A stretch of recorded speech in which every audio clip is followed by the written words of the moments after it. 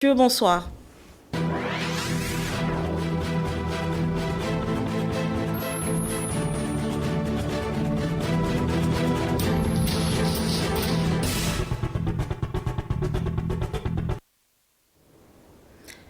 Bienvenue à tous. Comment célébrer le Magal en cette période de pandémie Covid-19?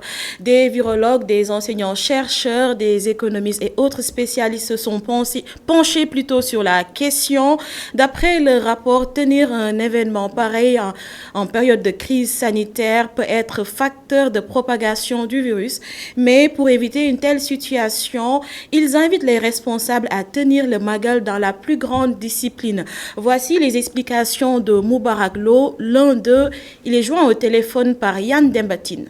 Bon, il faut d'abord attendre la décision finale du Khalife général. Bien évidemment, il y a deux options. C'est décider de demander à tous les mourides de célébrer chez eux le Magal. La deuxième option, ce serait de maintenir la tenue du Magal à Touba, donc avec 4 à 5 millions qui convergeraient vers la ville sainte. Maintenant, nous allons attendre cette décision. Il est clair que aujourd'hui, dans le contexte de la pandémie Covid-19, le risque existe de se retrouver, disons, ensemble pendant 2 à 3 jours, de rassembler 4 à 5 millions de personnes. Le risque existe. Maintenant, la meilleure option, disons, en termes de risque serait de ne pas se retrouver à Touba et que chacun se lève chez lui.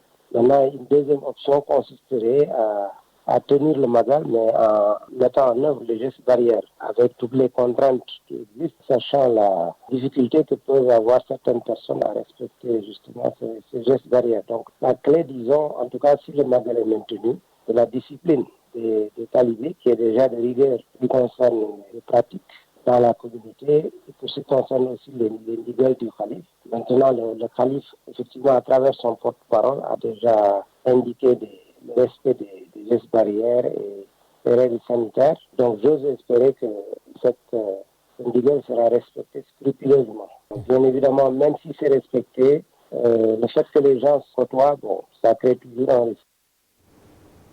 Le directeur de l'Institut Pasteur de Dakar, devant le jury du dimanche, Dr Amadou Alpha-Sall, dresse un bilan honorable de la gestion de la pandémie au Sénégal.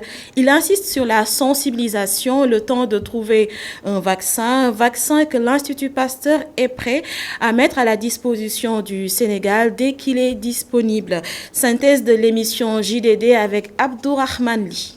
Sur plus de 13 500 cas déclarés positifs au Sénégal depuis le début de la pandémie, plus de 280 personnes y ont laissé la vie. Près de 6 mois après, l'heure est au bilan pour le directeur de l'Institut Pasteur de Dakar, Amadou Alpha-Sall, devant le jury du dimanche, le juge honorable, un mot qui a son sens dans le contexte. Quand je dis honorable, je veux dire qu'au rang des pays qui sont confrontés à la Covid-19, je pense que le Sénégal, que ce soit en Afrique ou dans le monde, a réussi un certain nombre de succès et qui en font aujourd'hui un pays qui est suivi et pour lequel son expérience est souvent échangée. Je rentre effectivement de la Gambie où on a eu sur une demande de notre gouvernement avec le professeur Seydi, le docteur Bousso et le docteur Pafsambaba un échange avec les Gambiens pour l'expérience du Sénégal mais aussi pour les appuyer dans d'autres domaines où on pense que le Sénégal a fait des efforts. Et donc c'est un échange fructueux où on a aussi appris. Apprendre que le vaccin contre le coronavirus vient du continent africain dans ce contexte où la tendance du nombre de cas est haussière serait une surprise pour le virologue. Cependant, il révèle que l'Institut Pasteur de Dakar travaille pour que le Sénégal puisse avoir le vaccin dès qu'il sera disponible. On a besoin de savoir comment il réagit chez l'homme. Parce qu'on le teste d'abord chez l'animal, on regarde est-ce que le vaccin lui-même ne pose pas de problème. Ensuite, on passe par une phase où on regarde le nombre de doses, comment il faut faire. Ensuite, il faut voir s'il est vraiment efficace. Et ça, si vous ne le testez pas chez l'humain, vous ne pouvez pas justement savoir s'il marche ou pas. Et c'est donc les vaccins les plus avancés aujourd'hui. Certains pays sont candidats pour le faire parce que c'est une façon d'accéder, parce qu'on a une information précise. Donc la démarche scientifique, elle est incontournable de ce point de vue-là. Le Sénégal est candidat. Le Sénégal, la candidature du Sénégal, c'est aux autorités sénégalaises de le définir. Mais ce qui se passe, c'est que si aujourd'hui il y avait une volonté de le faire, nous avons au Sénégal tout ce qui est nécessaire, comme pour les traitements, pour évaluer ça dans de très bonnes conditions et pour justement en faire profiter nos populations.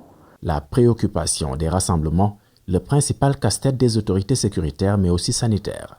Les éviter, dans la mesure du possible, Ce sont les mots de l'expert en santé publique qui privilégient la sensibilisation face à la stigmatisation, surtout si ceci a trait à des rassemblements religieux. Parler d'un événement religieux par rapport à un baptême ou un mariage me paraît stigmatisant. Et donc, de ce point de vue-là, c'est comme je disais, je pense que soit les événements religieux, on a la chance au Sénégal d'avoir des chefs religieux extrêmement responsables, qui sont des gens très raisonnables et qui souvent, lorsqu'ils sont sollicités avec des explications, prennent souvent et quasiment toujours les bonnes décisions. Donc, par rapport au rassemblement religieux, je pense que tout ce qui a été dit concernant les rassemblements. Maintenant, je pense que ce soit organisé ou que ce soit pas organisé, que ce soit avec des mesures barrières, je pense que la balle est un peu dans le camp des organisateurs. Que quand un chef religieux, qui est une personne particulièrement exposée à beaucoup de gens qui viennent d'ici et d'ailleurs, il est lui-même risqué. Souvent, c'est des personnes âgées, etc. Dans son entretien avec Mamoudou Ibra Kane, le virologue et directeur de l'Institut Pasteur de Dakar rejoint son collègue, le professeur Seydi, sur l'efficacité de l'hydroxychloroquine lorsqu'il est pris très tôt. Le seul cas où le protocole de l'hydroxychloroquine est inefficace est dans les cas sévères. L'école de Dakar, une réalité en matière de médecine, c'est la conviction de Dr Amadou Alpha Sall. Le directeur de l'Institut Pasteur de Dakar en veut pour preuve la gestion de la pandémie par les médecins sénégalais. Il est interrogé par Mamadou Ibra Kane. Je pense que si par école on entend le fait qu'un endroit où on peut apprendre, un endroit d'où on peut s'inspirer, je pense qu'on peut dire qu'il y a une école de Dakar où vraiment des pratiques bien faites ici, qui ont été initiées et innovées ici, peuvent être répliquées ailleurs. Dans ce sens-là, on peut dire école. Si aujourd'hui c'est un endroit où des gens viennent chercher de la connaissance pour l'exporter, on peut parler d'école, puisque beaucoup de gens ont été formés ici. Vous parlez du professeur Seydi, quasiment tous les gens qui ont fait des études de maladies infectieuses dans la région, ils font partie des plus gros formateurs. Dans le domaine de la recherche, l'Institut Pasteur reçoit 14 nationalités. On a formé énormément de chercheurs. Et donc, de ce point de vue-là, on peut dire que c'est une école au sens où, justement, cette expérience est partagée, à former. Je pense qu'il faut relever notre plateau technique. Ce n'est pas parce qu'on est suivi qu'on apprend, qu'on n'a pas de marge de choses qu'on peut faire en plus. Et de ce point de vue-là, le plateau technique, j'ai assisté il y a quelques mois vraiment à un gros plan d'investissement qui est prévu dans le domaine de la santé pour justement relever des plateaux techniques avec des centres, que ce soit à Dalal Jamm, à Principal, dans le domaine justement de la greffe de moelle. Bon, ça, c'est des choses qui pourraient nous éviter. Je pense qu'on n'évitera jamais les évacuations sanitaires parce qu'il y a des cas qui sont toujours très très difficiles, mais en tout cas de prendre en charge la majorité des cas ici. Coronavirus, ce dimanche, 100 nouveaux cas sont enregistrés sur 1276 tests réalisés. Hier, samedi, il y a eu 2 décès. 155 patients hospitalisés sont contrôlés négatifs et déclarés guéris et 36 cas graves sont pris en charge dans les services de réanimation. L'État du Sénégal, obligé de chercher des investissements à l'étranger pour son plan de relance économique, l'économiste Khadim Bamba Diagne en est convaincu dans ce contexte de crise sanitaire. L'invité de l'Air du Temps s'exprimait sur le récent voyage du président Macky Sall en France sur invitation du MEDEF, une initiative qui pourrait très largement redynamiser l'activité économique au Sénégal. Il est interrogé par Moustapha Gabardio. La santé économique d'un pays se mesure par le niveau d'investisseurs directs étrangers. Donc, si nous avons des secteurs à dynamiser pour prendre en charge les problèmes sénégalais, l'État a besoin d'organiser le secteur privé national, mais aussi de chercher des investisseurs directs étrangers. Comme le disait l'autre, on ne s'intéresse plus à la couleur du chat. L'important, c'est qu'il attrape des souris. Ce qu'on cherche, c'est des gens qui investissent. Et donc, si l'État peut aller aujourd'hui en France, demain, il ira en Chine, après-demain aux Émirats arabes unis. Mais il faut que nous trouvions des investisseurs parce que nous avons 2 choses à régler. Nous avons besoin des entreprises pour l'emploi des jeunes. Nous avons aussi besoin des recettes fiscales pour que l'État puisse honorer ses dépenses. Donc nous autres, les pays pauvres, nous cherchons des investisseurs directs étrangers. Parce qu'aujourd'hui, nous sommes dans une zone extrêmement instable. Vous voyez ce qui s'est passé au Mali, ce qui peut se passer en Côte d'Ivoire, en Guinée, au Nigeria. Donc à un moment donné, certains investisseurs peuvent penser que l'Afrique de l'Ouest est en ébullition. Maintenant, si le Sénégal est est un îlot de tranquillité dans une zone instable, il faudra que ça nous apporte quelque chose. Parce qu'à chaque fois qu'il y a une entreprise qui s'implante au Sénégal, ce sont des Sénégalais qui vont y travailler, c'est l'État qui va voir ses recettes augmenter, ce sont des Sénégalais qui vont recevoir des salaires, qui vont payer impôt sur le revenu, des Sénégalais qui vont consommer, l'État encore gagne sur leur consommation et l'État gagne encore sur l'impôt sur les sociétés. Donc l'État est le plus grand gagnant d'une entreprise au Sénégal. Donc, le peuple malien ne se laissera pas faire. Voilà la mise en garde de l'imam Dicko aux putschistes et autres acteurs concernés par la transition politique. Le leader du M5 est formel. Pour lui, cette transition devrait être dirigée par un civil consensuel. Des propos qu'il a tenus après la rencontre organisée en urgence hier entre la junte militaire et les leaders et membres du M5 RFP. Le voici au micro des confrères de Radio France Internationale. La CEDEAO sont des gens responsables, ils ont des textes, sont obligés de les appliquer. Le Mali a souscrit à la CEDEAO, nous avons accepté les termes qui dirigent cette organisation, mais ça ne peut pas s'appliquer aux autres et ne pas s'appliquer à nous. Il faut que tout le monde sache que tu n'auras pas un chèque en blanc pour faire à ta tête et faire ce que tu veux.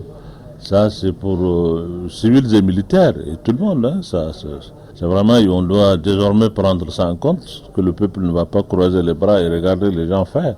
Voilà, on a trop duré dans des crises interminables, il faut trouver une solution pour sortir. Ce que la CEDEAO a dit, c'est à apprécier et à voir. Il ne sert à rien vraiment de s'éterniser dans une transition. Il faut quand même qu'on trouve un moyen pour sortir de cette situation vite. De mon point de vue, 3 ans, c'est trop. Moi, je voyais ça peut-être 18 mois, vraiment quelque chose de raisonnable, et sinon moins, mais 3 ans c'est trop de mon point de vue. Je crois qu'aujourd'hui, vu la circonstance et le contexte dans lequel nous sommes, je pense qu'il faut donner ça à un civil consensuel. Le peuple n'est pas responsable de ce qui est arrivé. Maintenant, le dirigeant du... Non, moi je l'ai dit, c'est très clair, je ne change pas de langage du jour au lendemain.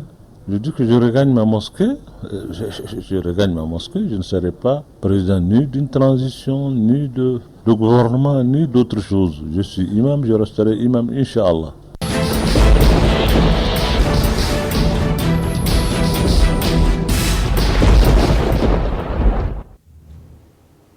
L'agriculture moderne du XXe siècle a permis de développer massivement la production alimentaire, mais parfois avec des coûts écologiques assez élevés.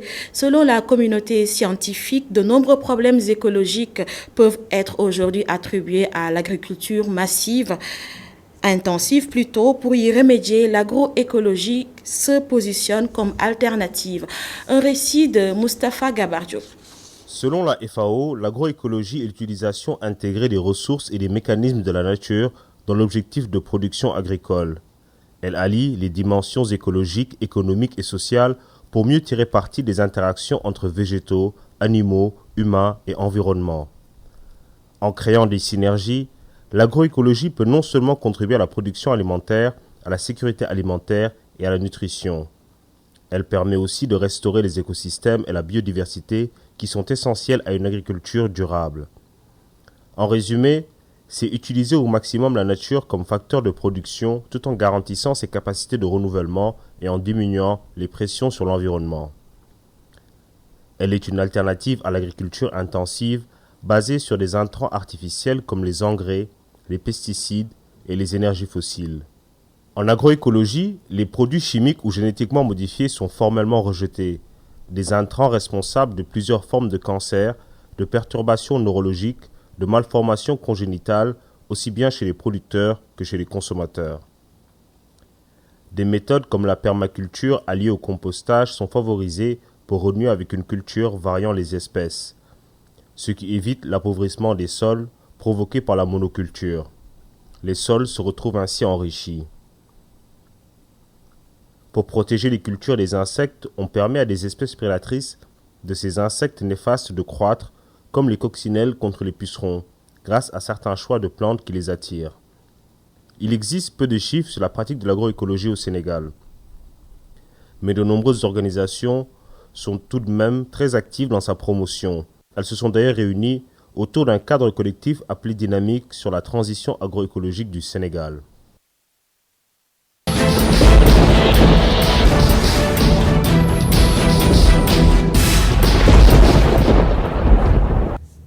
Ainsi se referme ce bulletin d'information. Merci de l'avoir suivi. Pour vous informer demain, retrouvez Adama Anouchkaba à 19h45. À l'instant, retour à la totale avec Mamadou Ibrakan. Bonsoir.